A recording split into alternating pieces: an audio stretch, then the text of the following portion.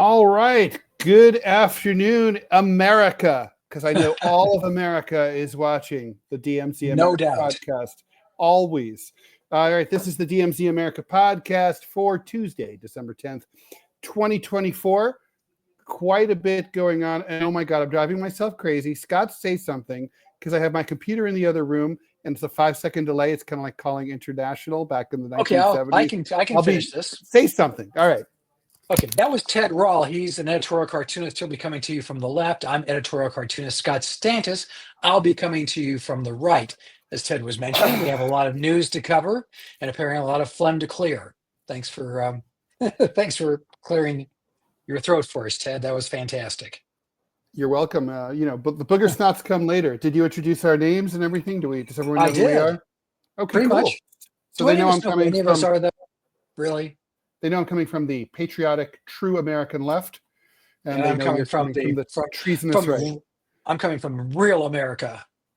We're gonna have an America off. It's such bullshit. I've always hated those things. Like, well, this is the real America. I mean, America is a vast country with many different people. Mm-hmm. There's no real America. And if you say I'm a real American, fuck you. Okay? You're right. You're totally right. And that comes from here. No, that really. I agree with you. I mean, obviously, there's, it's like one of my favorite things. People will always say when I say I'm from New York, they'll say like, "Oh, so that must be very different to live there," and I'll be like, well, actually, more people live in New York than anywhere else. So actually, it's the most common place to live. And that kind of makes their brains explode. Their little brains just go poof, poof. You can literally hear the synapses go. Yeah. I've never subscribed to that way of thinking, spouting. That's absurd. To say New Yorkers aren't American is as absurd as to say that, people from Oklahoma City aren't. I mean, I don't have oil in my backyard. They're not real Americans. Right. That's it. Yeah. I mean, obviously that's incredibly dumb. So anyway, I titled today's podcast it's Vigilante time because it does seem like it's Vigilante time. Doesn't it sound like a children's, like from the 1950s? It's Vigilante time. It's Vigilante time. We're gonna hang some bad guys by a long rope. It's Vigilante time. Yeah, it's it does seem like that, right? So big stories. I had a friend who used to say once is an incident, twice is a coincidence, 3 times makes a pattern. I don't know if we're quite at a pattern yet, but Scott, you could probably fill me in. We definitely have a coincidence. Just yesterday, a New York City jury here, not far from where I'm talking to you, acquitted Daniel Penny. He's a 30-year-old Marine veteran from Long Island who was riding the subway in the Village about a year ago when a deranged homeless man named Jordan Neely came into his subway car, a locked subway car without a camera, without any way to contact the police between stations, and started ranting that he was ready to die, didn't care about going back to prison. Someone was going to die today. He scared the shit out of the passengers. Yeah. And basically the New York attorney, Alvin Bragg, filed charges. Obviously this was kind of like, there's a political aspect to these kinds of cases. It was like a lot of people thought back to Bernard Goetz 40 years ago. I certainly did. He basically put a small detail. Daniel Penny is white. Jordan Neely is black. That's correct. And so again, that there was a racial component compared to, for people who don't remember the Bernard Goetz incident, Bernard Goetz was a sort of slight electronics dork who was riding the number 2 subway train also in the West Village, early in the midnight, like about 9 o'clock at night on a weeknight. It wasn't very crowded. 4 young black men approached him and demanded that he give them money. He was carrying a pistol and shot all of them and fled. And then he was on the lam for a little bit until ultimately he was arrested. In the end, he was charged with, it divided the city. He was kind of a conservative. The New York Post, the Murdoch media, took his side. The New York Times, the liberal media, went against him. The Daily News, as usual, didn't take any stand at all. And basically just tried to sell papers. And that's sort of, and basically it was a huge controversy, right? Like, do you have the ability in a city I remember. affect you? Do you have the ability to do this? Was there a racial component to it? There seemed to have been a racial tinge to it, at least for him. He basically couldn't stop talking, and he became a media darling. In the long run, he was charged and served 6 months in prison for illegal gun possession, because at that time you could not own a gun in New York City. And he and that was it. He went on to live his life. He was kind of, I would say that he was vindicated in the long run, because all 4 of the people that he killed went on, that he shot, he didn't kill anyone, that he shot, went on to have pretty gross criminal lives, one of whom raped a woman in her 80s on the roof of her housing project. So these were not really like the best guys. And then, so anyway, Daniel Penny, similar thing, white guy, a little bit high strung, a little bit weird, a little bit strange kind of guy, the way he carried himself. Yeah, I'm not sure he was looking for trouble, though.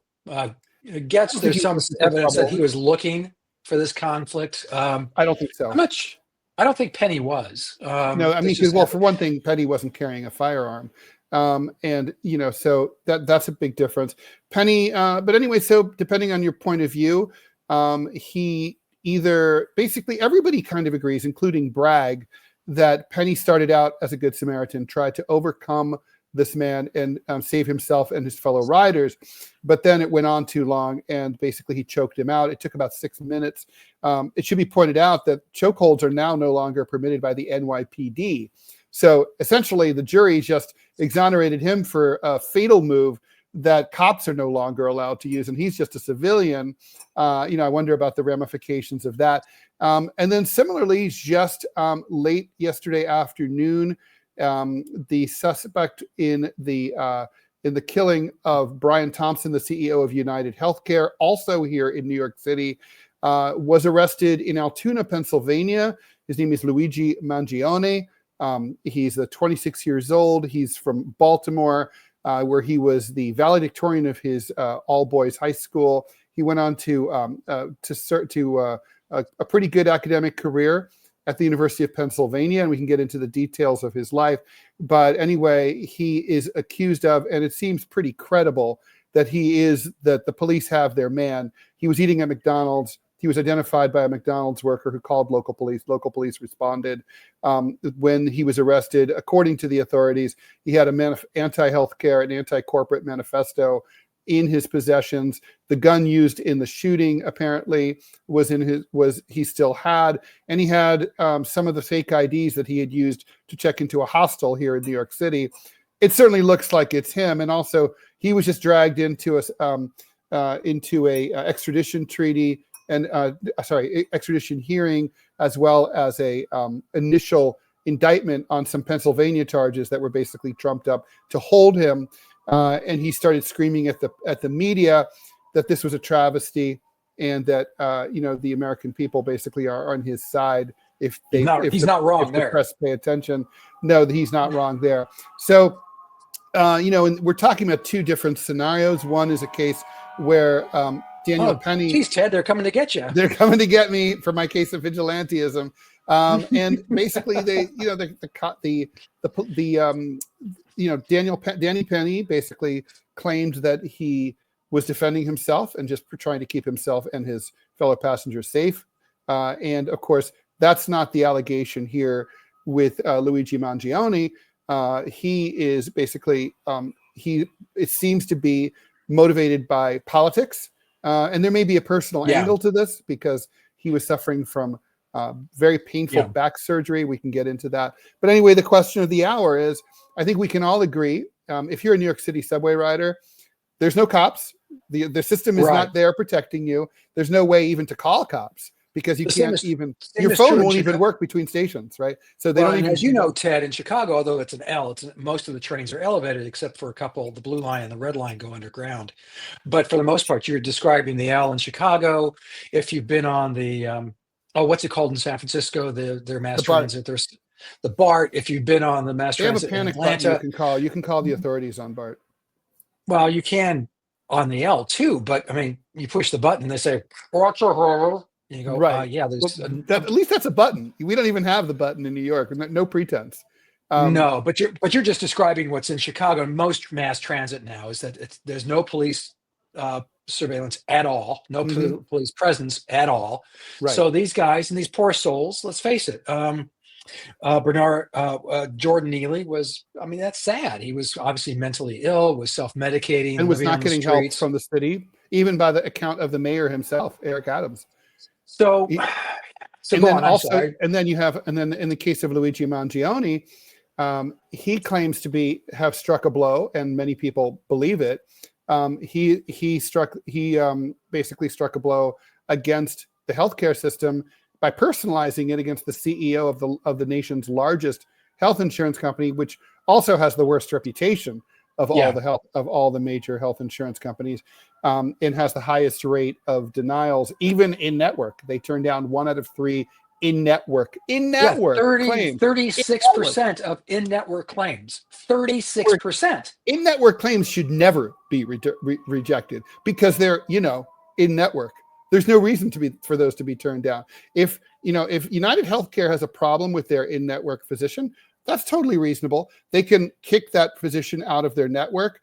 They can sue them or dun them, but that's not your problem as a patient. Or, well, it is your problem, but it shouldn't be. Well, and the other thing about Mangione is that apparently he went on a site where they were selling, like on, I guess it must have been Amazon, copies of Ted Kaczynski, the Unabomber's treatise, as it were. The Unabomber manifesto that was published in the New York Times and the Washington Post. He gave it like four thumbs ups and said, "I would too. It's good." No, it's not. Have you read it? I've read as much of it as I can. Oh, what? You're familiar with the English language? Words. You can read it. It's 10,000 words. I don't want to read anything I like that's 10,000 words long. Jesus. American. Anyway. America, damn it. There are some things that are smart, but let's face it. Come on, be honest. It's meandering. It is. There's a lot of rantiness to it. Regardless, Luigi Mangione gave it 4 stars. Said that people are dismissing this as a ranting of a crazy man. It was, in my humble opinion. But it was the ranting. It was the very well written ranting of a crazy man who happened to be right about everything that he put in it. Okay. I mean, basically, he's not making. But anyway, go ahead. I don't want to go down the Unabomber wormhole. Well, it's the same thing, though. This is clearly Luigi was, which I think the name at first I said that had to be made up. Come on, that's like you, Luigi. Well, I mean, he might be Italian. I'm not sure. There's a chance. It's the fact that it's kind of it is the same. That's the same MO, right? I mean, we can agree that this was. Although Kaczynski's targets were a little more scattered, some in academia, some in industrial America, but in this, Luigi went after a guy who I think roundly runs an industry that we have come to loathe, because UnitedHealthcare runs a lot of states. I mean, it flies. That's another podcast, but I've suggested that we have interstate competition for the healthcare system and health insurance in particular. But there's so many states that UnitedHealthcare is. Alabama, where I live now, is currently like I think 89% of health insurance is sold through UnitedHealthcare. It's a big ass company. I mean, it's the eighth. It's the largest insurer in the country, and that's a big sector to begin with. So it's the biggest of the big. And it's the 8th largest company in the United States. That's astounding. By market capitalization, they make profits in the double digits of billions of dollars a year. Profits, not revenues, profits. And the money just keeps rolling in. The victim here made at least $10 million a year, not including stock options. By the way, for people who doubt that he's a bad man, Brian Thompson, who just died on that street, okay, forget about the line of business, although I'm not going to forget about his line of business.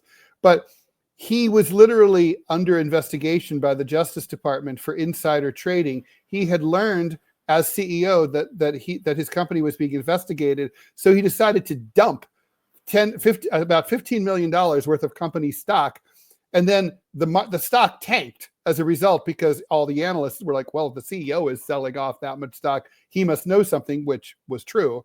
And it prompted a sell-off. So basically, he fucked over his own company. That's how much of a dick he is. Well, what? And let's just take it even a more petty view of this, and I'm willing to go there. Is the man made $10 fucking million a year, and that wasn't enough. Right. Good point. Think about this for just a moment.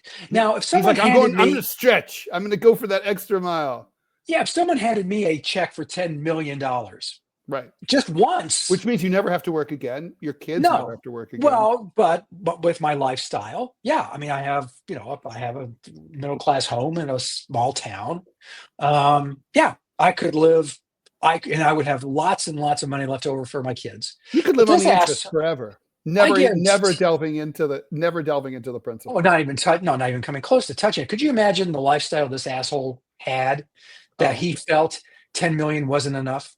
That he was going to fuck over his own company. And the other thing is, these guys have no loyalty to their company. I learned this lesson, Ted. Can I give you some inside information I can talk about? Because fuck them. Please. When I worked at the Arizona Republic, which fucked me over again, we should have I was fucked over by. Oh, I love that episode of the DMZ America podcast. We should do it. We should do it. We should do like an entire Scott versus Ted. Obviously, you know what story I'm going to tell. Well, you have more than one though. Well, so do you. We both do. Yeah. We could just have a Ted, and this could be during the holidays when nobody's watching and nobody cares. But basically, Ted and Scott's great. I know. Wait. When's how Festivus? When's Festivus? The airing of the grievances. Yes, absolutely. But real quick, I was working at the Arizona Republic. They brought in a new publisher. You could tell he was a douchebag just because he just had douchebaggery smeared all over him. You could tell. And I mentioned this guy's here for a different reason. He's not here to be the publisher of this newspaper. And indeed, after they fucked me over a couple of weeks after that, he left to go work for the television station, the number one television station in that market, part of a chain. And but bear in mind, he had somewhere of the neighborhood of 10 months to consolidate and get all of the ad information, all of their contact information, all of it, and take it to this television station, which he did.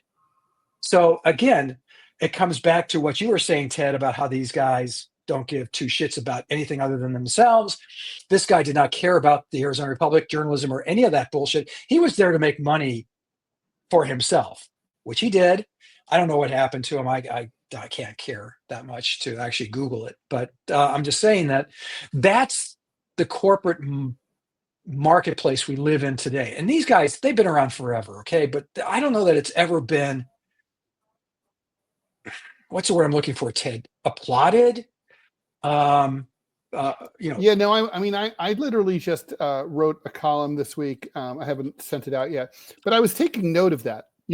Look, you're 65, I'm 61. Scott, I've never seen any death, murder, demise of any human being on the planet greeted with as much joy and glee by the American people as that of Brian Thompson. It's literally the happiest death ever for most people. And I mean, Osama bin Laden's death was greeted with not as much glee. There were jokes for sure, but it wasn't the same thing. I mean, it wasn't as much. It was not as universal. If you look at certainly, you didn't. If you read the comment sections of the New York Times or Washington Post, there were people like me who were like, well, we should have put him on trial, he should have been captured alive. There's none of that here, right? No one's even saying that Brian Thompson deserved a trial. They're literally like, fuck him, kill him. Good, he had it coming. I mean, even the people who do nowadays, people are like, well, granted, murder is wrong, blah, blah, blah, feel sorry for his kids, blah, blah, blah. However, he and his company and the entire sector are all assholes and we hate them and they should all die. That's basically the takeaway. Well, because here's the thing, Ted, and I'm a running dog capitalist. Okay, I know. knuckle dragging. But the decisions this guy made in the course of his day, at least once a week, if not more, what he did in the decisions he did to deny people coverage or deny them just the basic access to basic health, basic health concerns, and to have those addressed, literally killed people. He has literally killed thousands of people with his decisions. Yeah. Literally. So, I don't know what kind of. And by the way, that's not adding the hundreds of thousands, if not millions of people whose lives he made worse, right? There's a bell curve. I mean, there's the people who just went through minor indignities, like they're insured, they can afford to pay out of pocket, but why should they? Because they have insurance, but they're made to pay out of pocket because, for example, and I did a deep dive into this, only 17%, according to studies, of the listings on websites for the various insurance companies that say which doctors are in network are actually in network. I dare say I think that's a high estimate. I don't think it's that many. When I first moved to New York, I got a new insurance company, and I called up. I worked my way down, basically from geographical closest to my apartment, and kept working out and out. I got to 65 doctors without finding one who was listed as be taking my insurance who actually did. Several of them were retired. Several of them had died. Those, I mean, they don't update them. By the way, it's against federal law. In 2022, President Biden, Congress, with a bipartisan effort, passed a law called the No Surprises Act. Federal law signed by Biden, supported in a bipartisan fashion. It says that they can't do that. There's no enforcement mechanism whatsoever. And so it's, you can see the joy of it for the insurance companies. Not only do they spare the work, but basically people just keep wasting their time. Eventually, a lot of them just give up and just pay out of pocket. So the insurance company collects the premiums, but never has to pay out. It's a beautiful business. It's yeah. And that's why, if this goes to trial and Luigi does not turn out to be as crackers as I suspect that he is, I don't know that he gets convicted. He wouldn't get convicted by yours truly. That's for sure. Well, I would go on that jury saying like, no, I never heard of this case at all. I don't know anything about it. Like, totally. Healthcare. Oh, I love my healthcare. My health insurance. I want to keep my healthcare insurance. If I don't have, and if they turn me down, that's because they know best. And then get in there and be like, ain't no way. You can't make me vote yes. No way. No how. No way. Yeah, but all of this I'll nullify the fuck out of that jury. All of this being said, I don't justify nor will I endorse vigilante justice, because there's a reason we don't embrace it in the United States, even though we have a long and storied history of it, because it's wrong, because there's no jury, there's no due process. We need to extract from the legal system. It's under its best circumstances, cold, calculating eye of justice. And this is none of that. This guy took matters into his own hands. Yeah, the guy he shot was a total prick. Yeah, the guy he shot, has caused catastrophic damage to so many people. But we have avenues in our society. They're slow, they're clunky, but that's the criminal justice system. I'd say the civil justice system. How? No, seriously. I mean, spell it out, Scott. I mean, to me, this is the crux of the issue, right? And it's the crux of the question. Look, obviously, I'm going to agree. Murder is wrong. Blah blah blah. Shouldn't do it. Blah blah blah. Hearts and prayers. Blah blah blah. However, and I will say I wouldn't do this, but I applaud him. Okay, and I honestly think that even if he turns out to be cuckoo for Cocoa Puffs, Luigi Mangione may have done more to advance the cause of the healthcare crisis in this country than any other human being, and that includes Bernie Sanders. But the question here is, when a system breaks down and there's no, let me paraphrase Che Guevara in his book on guerrilla warfare, which I strongly recommend. Since you didn't read the Unabomber Manifesto, you should read on guerrilla warfare, which I have, and I will send you. And It's a great book. It's also, he's a great writer. So he says, the people you think will not. Mao's poetry is good, so I'm going to take that. It is good. Massive grain of salt. He will. So he will. If he rise, the people will not rise up in violent revolution to overthrow the government if they believe there possibility of redress through the existing system. They will, as long as they think the existing government, no matter how corrupt and bad and awful it is, they will continue to tolerate it. They will not risk the violence and chaos and mayhem of revolution unless they've completely 100.0% given up. I think it's fair to say that there is no redress whatsoever to the American healthcare system. I mean, Scott, okay, I'm going to go through the list, right? You can go through, okay, if you're denied a claim, you can't, what do you do? Call your congressman? Both the Democratic and the Republican parties are completely owned by big pharma and these big health insurance companies, which have massive lobbyists who don't donate. They max out and they bundle to both parties, which is why, despite the fact that overwhelmingly the American people favor something like universal health care, something more than we have under the Affordable Care Act, there's no movement whatsoever in Congress, except when Bernie Sanders gives a speech every now and then, to do anything about the healthcare system. So it's not coming out of the legislative branch. Then, you have a law on the books in the form of what I just described, the No Surprises Act, which also is supposed to prevent you as a healthcare consumer from getting, for example, your anesthesiologist is out of network. That's an extra $12,000. Sorry, okay. That's against the law now too. But again, if HHS, Health and Human Services, and no other agency enforces the law, then what good is it? And then what are you're supposed to go to court?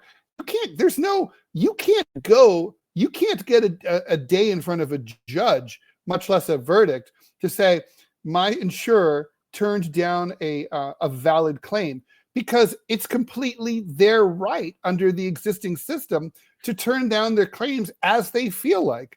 So even though there's a lawsuit right now against UnitedHealthcare for taking advantage of seniors who are enrolled in that shitty Medicare Advantage plan, which no one should have, but is a total fucking ripoff.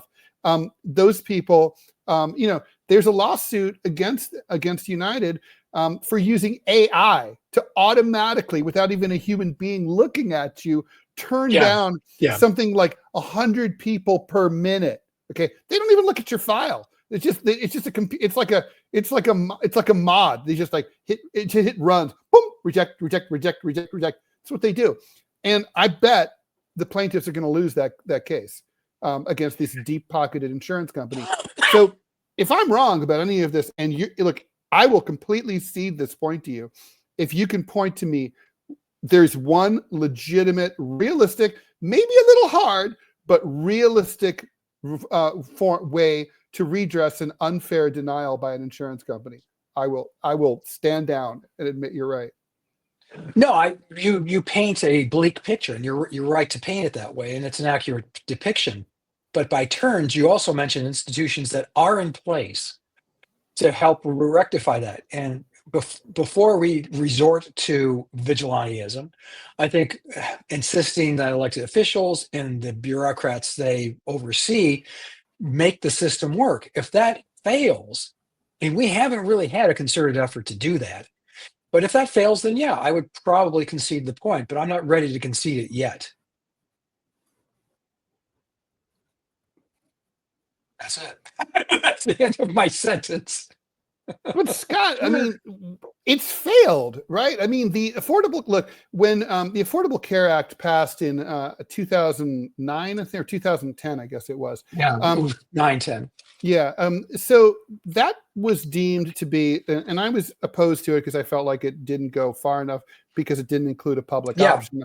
I still think I was right about that. I think the public option would have been very popular.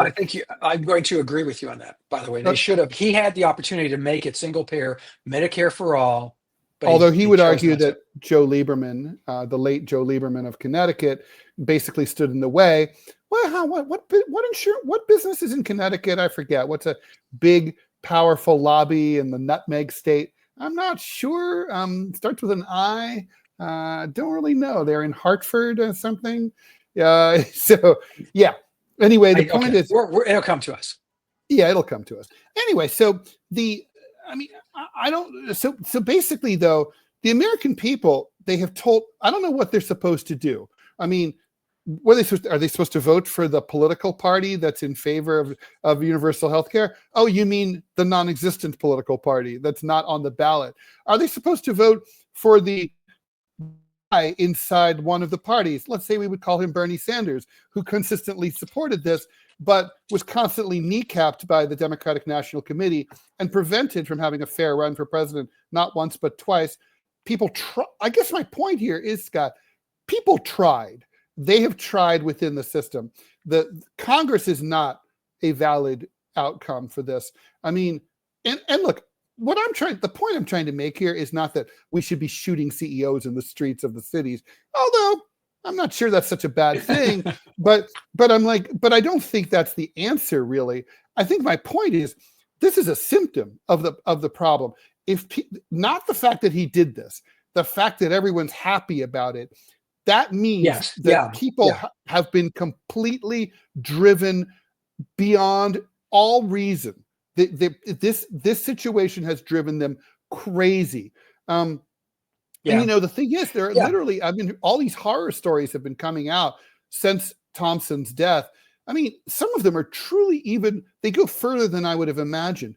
There's not an inconsiderable number of people who were given fatal cancer diagnoses who decided not to seek any treatment at all and just went to their deaths to spare their families the medical debt that would have crippled them for a generation or more.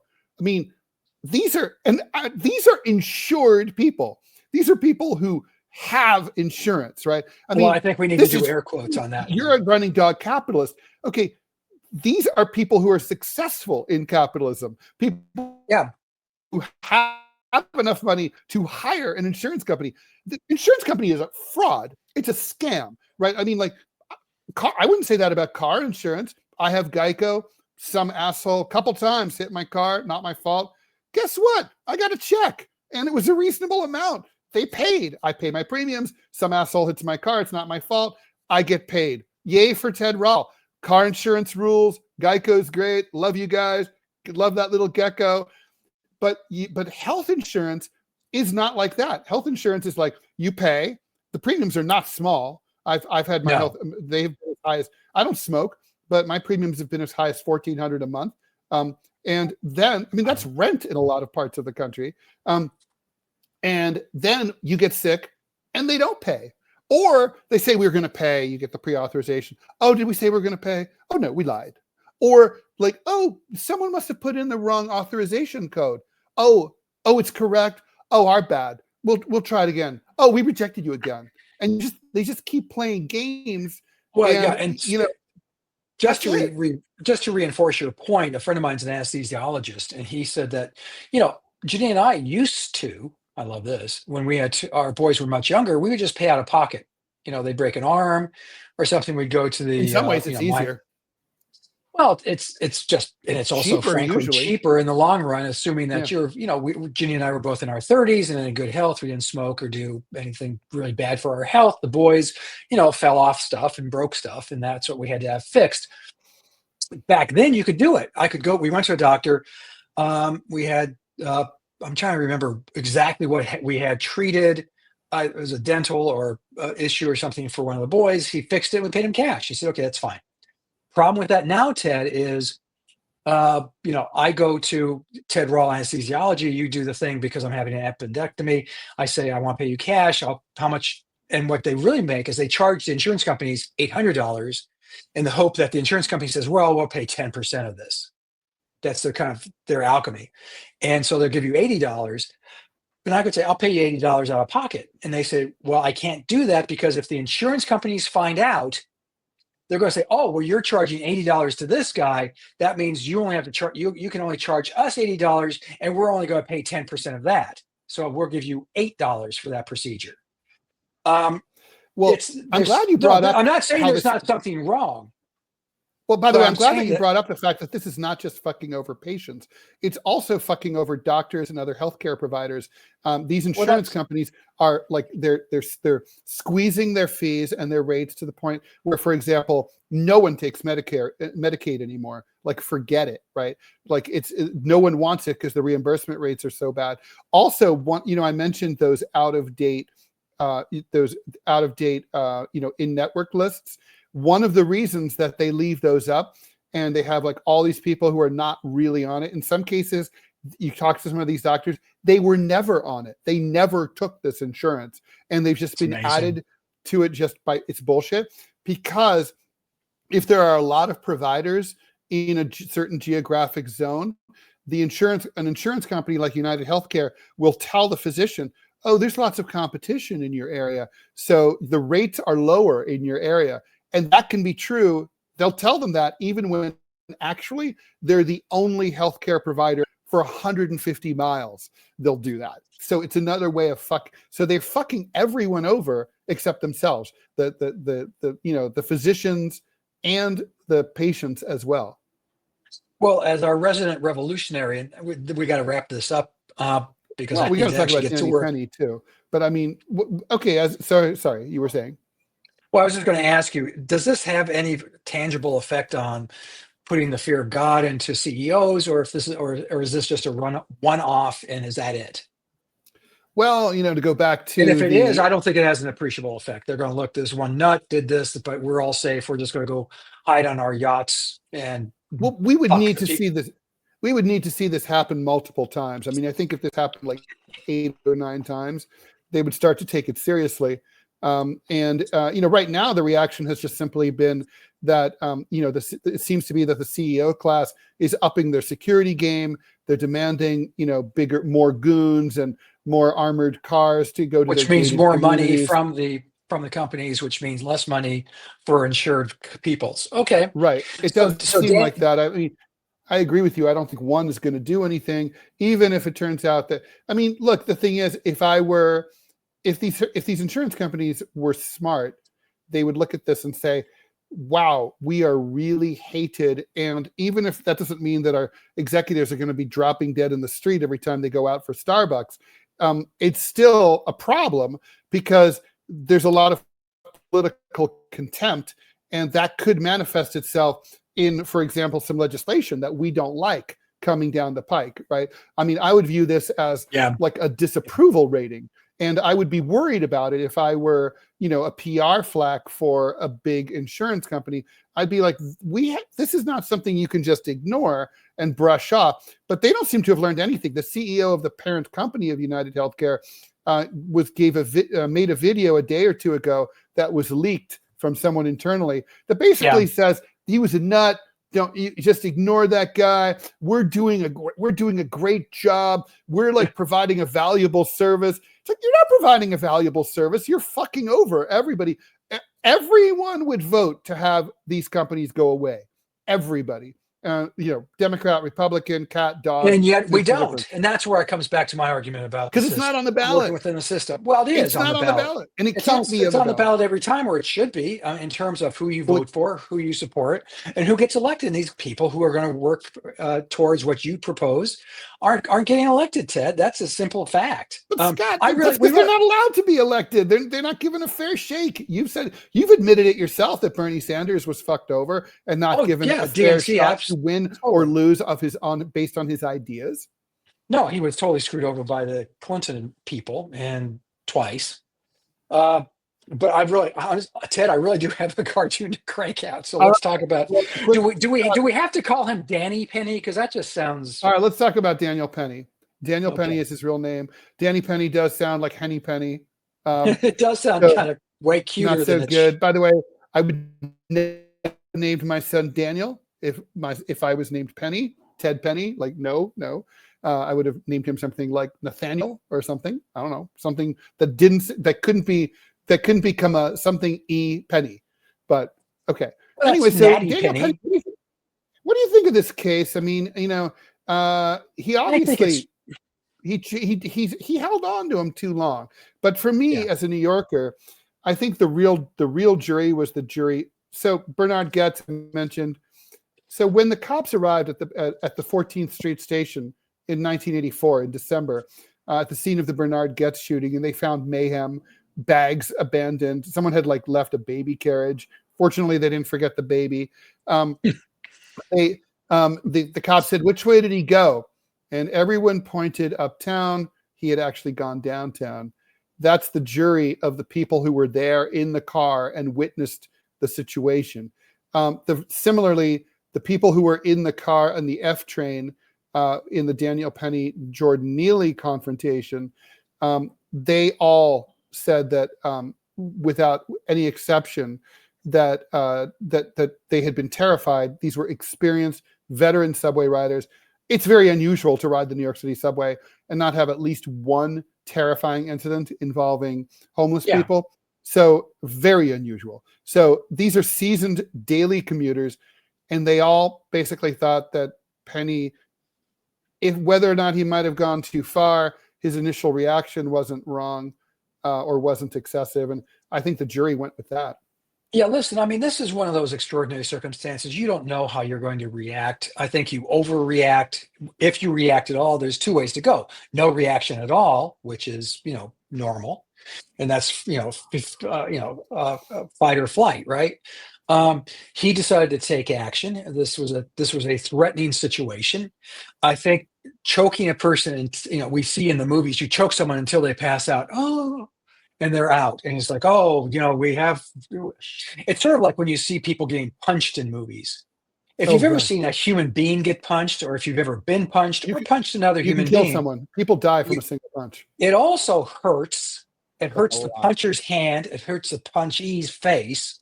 What makes you go unconscious is a concussion. So you've had trauma to your head. All of this is to say, hearing this situation, hearing the circumstances of this, as tragic as they are, if I was on that jury, I would have voted to acquit. I don't think this was clearly not premeditated. This was not manslaughter in the sense of, he got pissed off and wanted to kill the guy. I think he wanted to incapacitate him. Again, I think you have to take these cases case by case. Had he gone on, had he had a history online of saying, "Oh, I hope one of these guys goes crazy on me, I'll take care of it," there's no evidence of that. Currently, there was none during the trial. This is one of those tragic situations. And like I said, Daniel Penny is going to have to carry this knowledge that he killed another human being. Pathetic as that person was, potentially dangerous as they were, but he's going to have to carry that for the rest of his life. And that's got to be a hard sentence for any genuine human being. Maybe not a insurance company. And not to mention his name. I mean, whenever someone says, at a party, "Oh, what's your name?" "I'm Daniel Penny." People be like, "Oh, you're the I mean, don't fuck with. Well, they won't fuck with them. Well, there's that. Yeah. I mean, so before I let you go to draw your cartoon, let me just ask you. Okay, so let me flip it. I think we both agree that the system isn't protecting the American people, whether in the healthcare system or in mass transit situations or situations like that generally. Why do you think it is that our political leaders and corporate leaders don't feel like they have either a duty or even that it would just be smart politics to do that? Why do you think they've just abandoned us? They keep getting elected. They're not paying a price for this. Are any New York politicians paying a price for the fact that, because last time I was in New York visiting you, we got on the subway and it was uncomfortable because there is zero police presence. There was zero police presence on the streets. I can remember being in New York maybe 10 years prior. And I mean, it wasn't like an overwhelming police force, but you saw a cop on, probably every 2, 3, 4 blocks. There was a squad car or cops walking the beat. They had a presence in the community. There was no presence around where you live in New York City. No. And when we got on the subway, there was zero presence on the subways. And you could tell that the subway, and is anyone in New York paying a political price for that? and I don't see it. I certainly haven't heard of it. If they are, you live there, you tell me. They're not paying a price in Chicago. Well, the mayor is literally, we may have forgotten, Mayor Eric Adams of New York City is currently under indictment for corruption charges. Yep. Half of his cabinet is under indictment and has been forced to resign. And he's still the mayor. And, yeah. Well, because there's no way to remove him from office except for the governor of the state has to step forward. Which she should, but won't. Yeah, she won't. Part of the corruption. So that's short answer to your question, Ted, is they don't pay a price.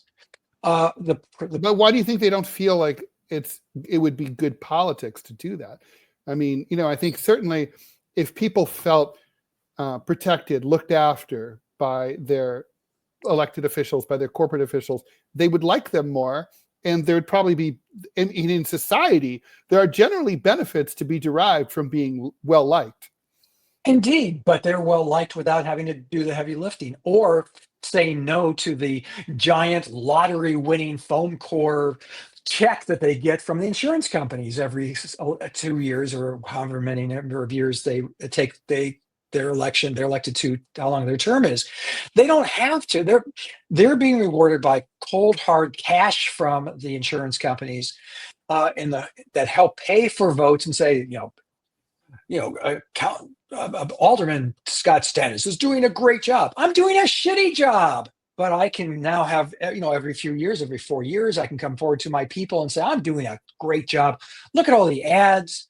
Look at all the handouts. I gave you the pot holder and the jar opener with my name on it. All of that is to say there's no price to pay. And that's what I meant earlier by saying there are systems in place to take care of this, but we're not taking advantage of it and we don't vote for it. They just don't vote for it. All right, Scott, we're going to leave. I'll let you go draw. Who are you drawing for? A Chicago Tribune. Yay. Oh, there. Okay. All right. Where is cool. it? There it is. All right. Good to hear that. Looking forward to seeing what you come up with as always. And thanks everyone for listening. Please subscribe. Whether you're on YouTube or Rumble or both, please hit that subscribe button. It's free on both. On the Rumble feed, while it's live, you could even become a paid supporter, which helps make the show more viable.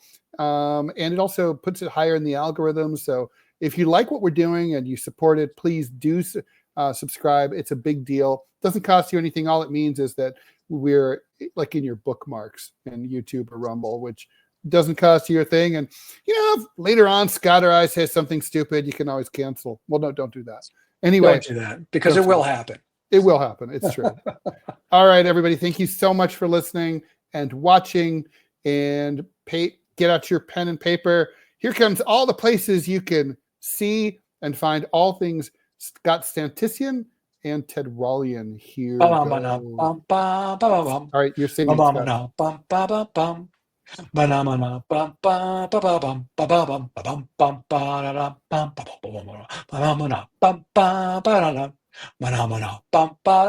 Go to Go Comics, Berkeley City, or Scott Stantis. DMZ America, listening to you.